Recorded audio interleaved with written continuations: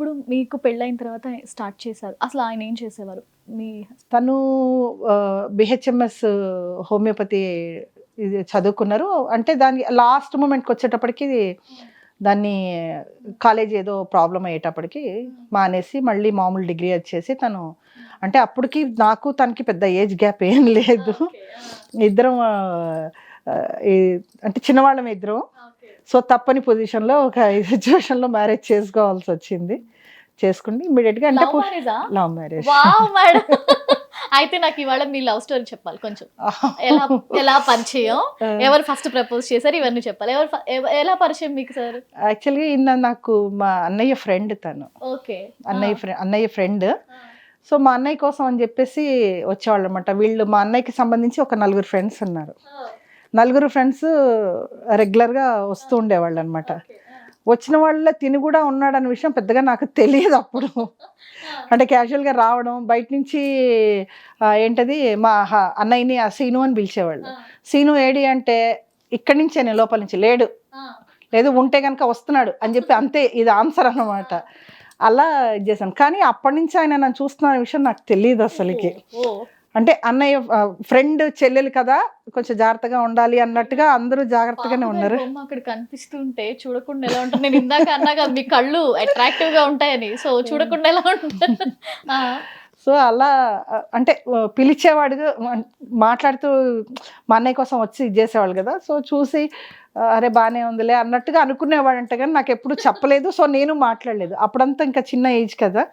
తర్వాత అయిపోయింది, 10th అయిపోయింది. మేము అంటే నిజామాబాద్లో ఉండేవాళ్ళం. అక్కడి నుంచి హైదరాబాద్ షిఫ్ట్ అయ్యాక వాళ్ళు కూడా హైదరాబాద్ వచ్చేసారు. వాళ్ళ డాడీ జాబ్ పర్పస్లో వాళ్ళు హైదరాబాద్ వచ్చారు. వచ్చిన తర్వాత మళ్ళీ మా అన్నయ్యకి దీనికి కాంటాక్ట్స్ మళ్ళీ స్టార్ట్ అయ్యాయి. వచ్చిన తర్వాత మళ్ళీ మా ఇంటికి రావడం మొదలుపెట్టాడు. మిగిలిన వాళ్ళందరూ కూడా ఏంటంటే వాళ్ళతో మళ్ళీ ఇవన్నీ మనకి తేడాలు కొడతాయేమో అని చెప్పేసి మా అన్నయ్య అనమాట, జాగ్రత్త వాళ్ళంతా నా ఫ్రెండ్స్, నువ్వు ఏదన్నా ఇది చేస్తామంటే నీలాగే వాళ్ళు అన్నయ్యలు కదరా, ఓకే ఓకే అని చెప్పి అలా అనేదాన్ని అనమాట. నేను ఊరికే మా మాట టీచ్ చేస్తుంటే నేను టీచ్ చేసేదాన్ని. అయితే వీళ్ళందరూ అన్నట్టే, మిగిలిన ఇద్దరు మాత్రం ఒప్పుకునేవాళ్ళు. తిని మాత్రం అట్లాంటివన్నీ పెట్టకు, నువ్వు ప్రతిదానికి వెళ్ళిపోయి రిలేషన్లు కలిపితే కరెక్ట్ కాదు, వదిలే అని చెప్పేసి అనేవాట. మరి అది కూడా నాకు తెలియదు ఆ విషయం. తర్వాత అంటే అప్పుడు అన్ఫార్చునేట్లీ మా ఫాదర్ ఎక్స్పైర్డ్ అనమాట. అయితే అప్పుడు తనకి నాకు పరిచయం ఎక్కువైపోయింది. అంటే ఇంకా మా డాడీ లేరు అనేటప్పటికి తను కొంచెం ఎక్కువ రావడం చేయడం, మా మమ్మీని కొంచెం కన్సోల్ చేయడం, మా మమ్మీతో పాటు ఎక్కువ కూర్చోవడం చేయడం, అట్లా కొంచెం మాకు ఇదైపోయింది. అంటే అప్పుడు కూడా మనకి ఏంటంటే అన్నయ్య ఫ్రెండ్ అంతే, అంతకుమించి ఇదేం లేదు. కాకపోతే తనకి ఏంటంటే మా మమ్మీ ఏం చేసేవారంటే తన మీద ఒక రకమైన అభిమానం పెంచుకున్నారు. ఎందుకంటే తన పేరు సాయి, జయంత్ సాయి అనమాట. సాయి అని పిలిచేవాళ్ళు. మా మమ్మీ ఏంటంటే షిరిడి సాయిబాబాని బాగా ఎక్కువ ప్రే చేసేదన్నమాట. అందుకోసం ఆ టైంలో తనని కన్సోల్ చేయడానికి వచ్చింది సాయి అంటే ఆ రూపంలోనే ఇలా వచ్చాడేమో అన్నట్టుగా ఆ ఫీల్ అనిపించి, ఇంకా ఏదన్నా ఉంటే కనుక ఏదన్నా చిన్న టెన్షన్ వచ్చినా ప్రాబ్లం వచ్చినా సాయిని రమ్మని మంజు, సాయితో మాట్లాడాలి అని అలా తను ఎక్కువ కనెక్ట్ అయిపోయారనమాట. సో తను కనెక్ట్ అయిపోయింది, తన పక్కనే నేను ఉంటాను కాబట్టి నేను కనెక్ట్ అయ్యాను. కానీ ఆ విషయం నాకు అర్థం కాలేదు, అప్పటికి అర్థం కాలేదు. తర్వాత తినకేదో ఎవరితోనో ఫ్రెండ్తో మాట్లాడుతూ ఉంటే క్యాజువల్గా అడిగనమాట, ఏంటంటే నా ఫ్రెండ్ అని చెప్పేసి అన్నాడు. ఓ నీకు ఫ్రెండ్స్ కూడా ఉన్నారా అని అడిగా నేను. ఫ్రెండ్స్ కూడా ఉన్నారా అంటే నీకు లేరా ఫ్రెండ్స్ అంటే నాకు ఎవరు లేరు ఫ్రెండ్స్ అని. అంటే ఇది వేరే మీనింగ్లో వచ్చేలాగా నేను తన్ను అడిగాను, తను నన్ను అడిగాడు. సో ఎవరు లేరులే అని చెప్పేసి అన్నాం, అయిపోయింది. తర్వాత ఒకరోజు అనుకోకుండా ఎక్కడికో షాపింగ్కి వెళ్ళినాం మేము. షాపింగ్కి వెళ్తే అక్కడ అనమాట స్పెట్స్ కొనడానికి, మా మమ్మీకి కొనడానికి వెళ్తే అక్కడ షాప్స్లో అవన్నీ చూసి ఇది చేస్తూ ఉంటే నేను కూడా పెట్టుకుంటే చాలా బాగున్నావు హీరోయిన్ లాగా అన్నాడు. అంటే హీరోయిన్ లాగా చాలా బాగున్నావు నువ్వు అని అంటే నీకేమైనా డౌటా నేను హీరోయిన్ కాదని అని చెప్పి. సో అలా ఒక కాన్వర్జేషన్ కలిసిన తర్వాత ఒకవేళ ఫ్యూచర్లో ఏమైనా పెళ్లి చేసుకుంటా నన్ను ఏమైనా చేసుకుంటావా నువ్వు అని అడిగాడు. అంటే అదేంటి ఇప్పుడు అసలు అంటే మన సినిమాలు అవి చూస్తుంటే ఏదో ఫ్రెండ్షిప్ అనేది కొన్ని ఇయర్స్ గడిచిపోయి చేసి ఎప్పటికో ఏదో కొన్ని గొడవలు అయ్యో లేకపోతే ఏదో అయిపోయి ఎప్పటికో చెప్పుకుంటారు కదా అన్నట్టుగా అలా అనుకున్నాను నేను. అనుకొని సడన్గా పెళ్ళి అంటాడేంటి అబ్బాయి అలాంటివి ఏం లేవు అని చెప్పేసి మమ్మీ చూడు ఏదో పెళ్ళి అంటున్నాడు ఏంటో అని అంటే ఒకవేళ అతను చేసుకుంటా అంటే నువ్వు చేసుకుంటావా అని అడిగారు. మమ్మీ ఇవన్నీ చెప్పమాకు అని చెప్పేసి అని అలా ఇగ్నోర్ చేసేసాం. తర్వాత ఒక రోజు నా బర్త్డే వచ్చింది. నా బర్త్డే రావడంతో తను ఏం చేశాడు, ఫస్ట్ వాళ్ళ బ్రదర్ అంటే వదిన వాళ్ళ ఇంటికి తీసుకెళ్ళి తిను మా ఫ్రెండ్ వాళ్ళ సిస్టర్ అని చెప్పి పరిచయం చేశాడు. మరి వాళ్ళకి ఏం చెప్పాడో నాకు తెలియదు. వాళ్ళు ఏదో స్పెషల్ ట్రీట్మెంట్ ఇస్తున్నారు నాకు. స్పెషల్ ట్రీట్మెంట్ ఇస్తుంటే అర్థం కాలేదు. ఏంటంటే ఆవిడేదో అంటే వేరే రకంగా మాట్లాడుతున్నారు. ఓహో అవునా అలా అని చెప్పి అంటుంటే ఏంటబ్బా ఈవిడేంటో డిఫరెంట్గా మాట్లాడుతున్నారు ఏంటి అని చెప్పి అనుకున్నా నేను. అనుకుంటే అప్పుడు అంది, మా సాయి నీకు ఎలా నచ్చాడు, నీకు ఏంటి అని అంటే నచ్చడం ఏంటండి అన్నా నేను. అంటే లేదు మా సాయి నువ్వు అంటే ఇష్టపడుతున్నాడు ఇదేనంటే అమ్మో బాబోయ్ అందరికీ చెప్పేసుకుంటున్నాడా ఏంటి అసలుకి అని చెప్పుకొని అలాంటిది ఏం లేదండి అన్న. ఆ తర్వాత బయటకు వచ్చి అడిగా ఏంటి అసలుకి, మా అమ్మతోనేమో అలా అన్నావు, ఇప్పుడు చూస్తే ఇట్లా అంటున్నావు, ఏంటి పరిస్థితి అని అడిగితే లేదు నువ్వంటే నాకు చాలా ఇష్టం, ఒకవేళ రేపొద్దున ఏదైనా సిచ్యువేషన్ వస్తే మరి ఫైట్ చేయాల్సి వస్తుంది, ఎందుకంటే మా ఇంట్లో ఖచ్చితంగా ఒప్పుకోరు. సో మరి నీకేమో అంటే మమ్మీకి నేనంటే ఇష్టం, మరి నువ్వు ఏంటి ఇక ఒప్పించాల్సి వస్తే కనుక మీ బ్రదర్ని ఒప్పించాలి అంతే, అంతకుమించి ఏం లేదు అన్నాడు. అంటే సరే థింక్ చేస్తానని చెప్పాను. అయితే మొత్తానికి సారే ఫస్ట్ ప్రపోజ్ చేశారు. ఆయనే అలా మీ జర్నీ అలా స్టార్ట్. ఒప్పుకున్నారు మీ అత్తయ్య గారు మామయ్య? అంటే దానికి కూడా అంటే ఆ మూమెంట్లోనే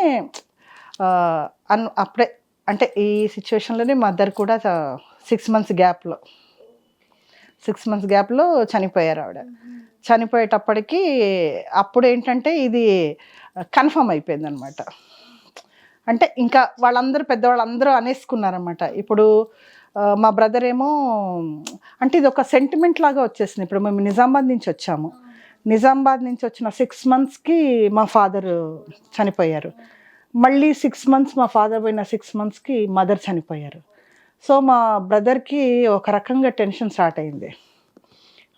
నెక్స్ట్ 6 monthsకి నాకేమన్నా అవుతుందా అనేసి ఒక టెన్షన్ స్టార్ట్ అయిపోయి మా బ్రదర్ నన్ను అట్లా వదిలేసి తను గుంటూరు మా బాబాయ్ వాళ్ళ ఇంటికి వెళ్ళిపోయాడు. వదిలేశాడు ఒక్కదాన్ని. మీకు ఇల్లు నేను ఇంట్లోనే నన్ను వదిలేసి తను బట్టలు సర్దుకొని వెళ్ళిపోయాడు. ఆయనకి పెళ్లి కాలేదు కదా? అంత చిన్నవాడు, 1 year తేడా అంతే. తను డిగ్రీ చదువుతున్నాడు అప్పుడు. ఇంకా అలా వదిలేసి వెళ్ళిపోయాడు అనమాట. ఇంకా అప్పుడు ఏంటంటే ఈయన వెళ్ళి ఈ సంగతి సిచ్యువేషన్ అంతా చెప్పాడనమాట. చెప్పేటప్పటికి అప్పుడు వాళ్ళు వచ్చి అంటే ఉంటుంది కదా, అయ్యో ఒక్కతే ఆడపిల్ల ఉంది ఎలా ఏంటి అనే సిచ్యువేషన్ ఉంటుంది కదా. సో వాళ్ళు అలా ఒక సింపతి ఇదిలో అనుకొని సరే మరి ఏంటి మీ ఇద్దరు పరిస్థితి ఏంటి అన్నారు. ఫస్ట్ అయితే అంటే మా మదర్ ఉన్నప్పుడు ఇది చేస్తే వాళ్ళకి అంటే అప్పుడు అభిప్రాయం లేదు, మేము జస్ట్ మాట్లాడుకోవడం తప్పితే ఏదో ఫ్రెండ్ వాళ్ళ చెల్లెళ్ళు, ఫ్రెండ్ వాళ్ళ మదరు, వాళ్ళ ఫాదర్ పోయారు అని అలా ఒక సాఫ్ట్ కార్నర్ తప్పితే మేమేదో అన్నట్టుగా అప్పుడు ఊహించలేదు. చూద్దాం ఫ్యూచర్లో అని చెప్పి అప్పటికి ఈయనకు వార్నింగ్ ఇచ్చారంట, ఇట్లాంటివి ఏం పెట్టకు మాకు, ఇంకా నువ్వు చదువుకోవాలి చెయ్యాలి, ఇంకా ఫ్యూచర్ చాలా ఉంది, అట్లాంటి సిచ్యువేషన్స్ ఏమీ లేవని చెప్పి చెప్పారంట. సో ఇట్లా సిచ్యువేషన్ జరిగేటప్పటికి ఇంకా ఎలా ఉన్నారు మేడం, ఒక్కరు ఉండడము వదిలేసి వెళ్ళిపోవడము. అప్పటికి మీరు చిన్నవాళ్ళే కదా, నేను 18 years లేదు కదా. నేను చదువుకుంటున్నాను, ఇంకా 18 years నాకు అప్పుడు. ఎన్ని సంవత్సరాలు వదిలేసారు పెళ్లికి ముందు? పెళ్లికి ముందు ఆయన వదిలేసి వెళ్ళిపోవడానికి మీరు ఒంటరిగా ఉన్న టైం ఎంత? ఒక 4-5 months ఉంటుంది. 4-5 months. ఆ 4-5 months ఎలా సర్వైవ్ అయ్యారు? అంటే ఉన్నాను, అలాగే ఉన్నాను నేను. తిను సపోర్ట్గా ఉన్నాడు నాకు, సపోర్ట్గా ఉన్నారు. తర్వాత ఏంటంటే కొన్ని రోజులు నేను ఒక్కదాన్ని ఆ ఇంట్లో ఉన్నాను. తర్వాత మా ఈ ఫాదర్ ఇన్ లా వాళ్ళు ఏంటంటే ఈ అమ్మాయి ఒక్కటి ప్రాబ్లం అవుతుంది ఎందుకు అని చెప్పేసి ఇంకా సో ఇల్లు అంతా వెకేట్ చేయించి నన్ను డైరెక్ట్గా బిఫోర్ మ్యారేజ్ వాళ్ళ ఇంటికి తీసుకెళ్ళిపోయారు. గాడ్స్ గిఫ్ట్ కదా తను మీకు నిజంగా. ఎందుకంటే మన వాళ్ళు మనల్ని వదిలేసినప్పుడు మీకోసం ఒక మనిషి పుట్టి అందుకొరకే వదిలేకపోయాడు. అదే అందుకొరకే అంటే ఏమో తర్వాత ఫ్యూచర్లో వద్దు అది ఇది అని అంటే మరి ఏమై ఉండేవాడో నాకు తెలియదు. సో ఇక్కడ మా బ్రదర్ కూడా వదిలేసి వెళ్ళిపోయేటప్పటికి అంటే తర్వాత తెలిసి మా బ్రదర్ కూడా అదే ప్లాన్లో వదిలేసి వెళ్ళాడు నన్ను. ఇప్పుడు తను అందరూ వదిలేస్తే తిను ఉండిపోతాడు కదా అనుకొని. తర్వాత మీ మ్యారేజ్కి వచ్చారా మీ బ్రదర్?